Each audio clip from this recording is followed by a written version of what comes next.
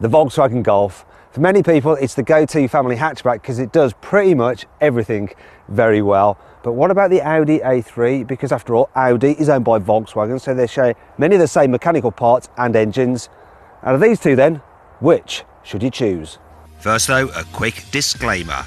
This A3 is actually the 3-door because, well, that was all that was available to me at the time of filming. However, you should buy the 5-door Sportback version of the A3 instead.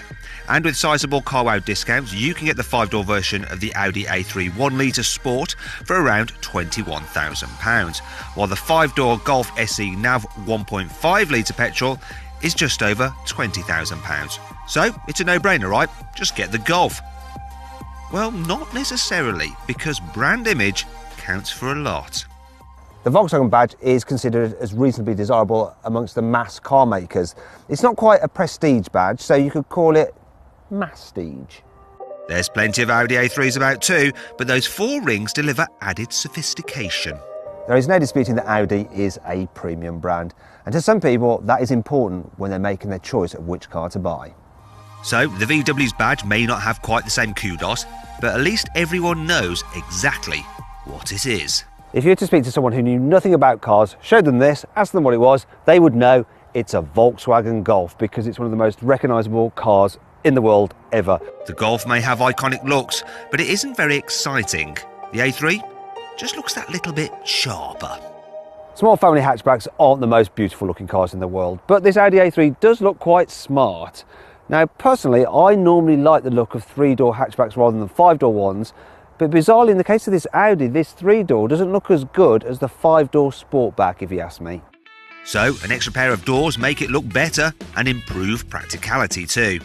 The problem with a 3-door version of a car is that it's a bit of a pain for your passengers to clamber into the back. Once you're here in the back of this A3, it's all right in terms of size. Look, sitting up straight, I've just about got enough headroom and knee room's fine. Though I do find it a little bit claustrophobic because this back window is quite small and of course you can't wind it down. And that's why really, if I was buying one of these cars, I would spend the extra and get the 5-door version. I'd go for the 5-door version of the Golf as well, and this one goes to show just what a difference an extra pair of doors make. It's dead easy to get into the back of the 5-door version of the Golf. Headroom, yeah, good. Knee room, good. View out, good. It's all good. There's plenty of space up front, and the driver's seat and steering wheel have loads of adjustment, but then so do the Audis. However, what about the Golf's interior design? The interior quality in the Volkswagen Golf is pretty nice and everything's well laid out. However, it's more premium economy than business class, and saying here, you do know that there's some people that are enjoying a little bit more luxury in more top flight hatchbacks. The design as well, it's functional, easy to use, but just a little bit dull. I do like this though, as part of a midlife facelift.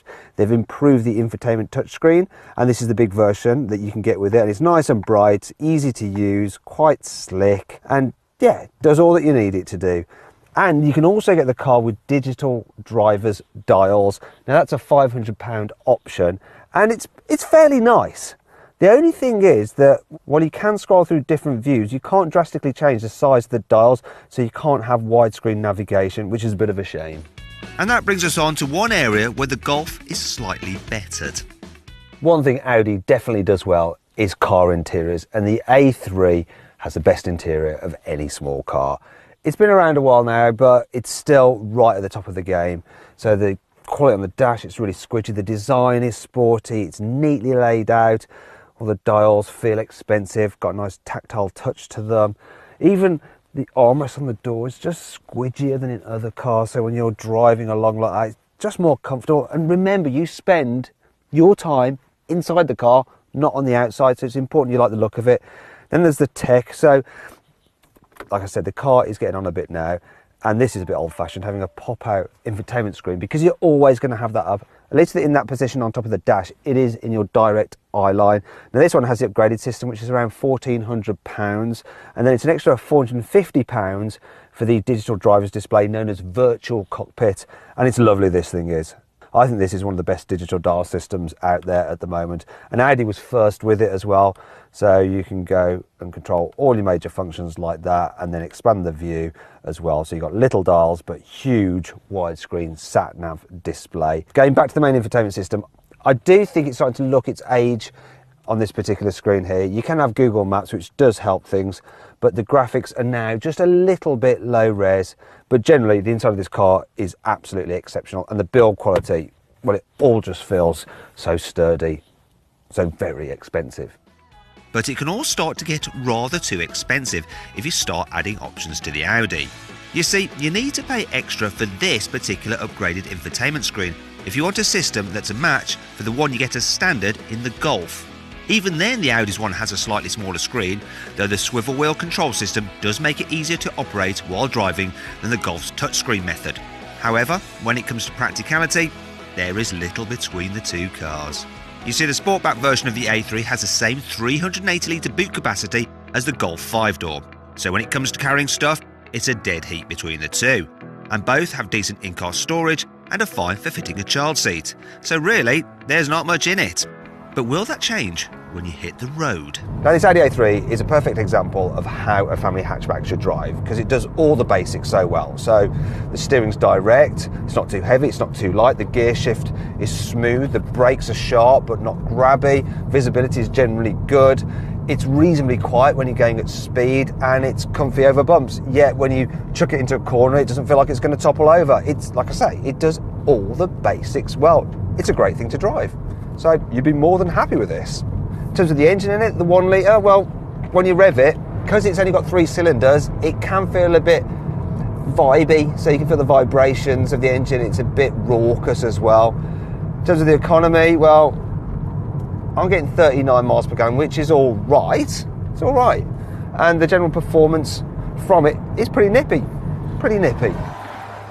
But would you be better off with that 1.5 litre engine you get in the Golf, which remember you get even though the car is around £1,000 cheaper than the Audi after CarWow savings?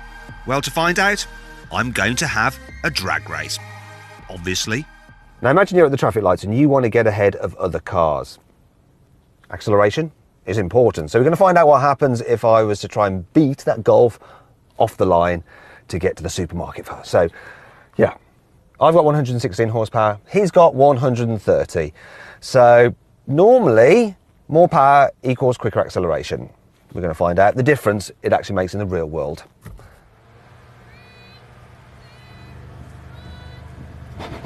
Oh, we had a better start, but then I did a better job of managing the power, but there we go.